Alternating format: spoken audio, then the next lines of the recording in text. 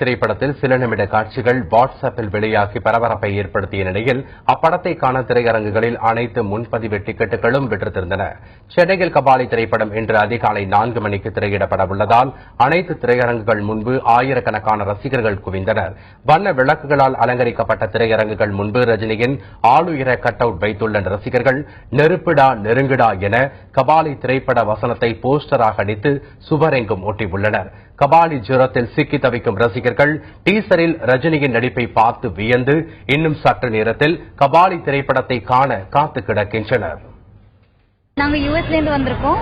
4 மணி show பாக்கிறதுக்காக wait பண்ணிட்டு இருக்கோம். இப்போ நாங்க இங்க டிக்கெட் என்ட்ரி பார்த்தா கூட போறோம். ஏன்னா எனிவே ஒன்னும் கேட்க போறது இல்ல. பட் என்ட்ரி மாத்திரமே வந்திருக்கோம் நாங்க. சோ அவரை பார்த்தா மாத்திரம் போறோம் படத்துல. இந்த படத்தை முறியடிக்கணும்னா இனி ஒரு படம் ஹிஸ்டரியில கிடையவே கிடையாது. வருமானம் எதிர்பார்க்காதீங்க தயவு செஞ்சு.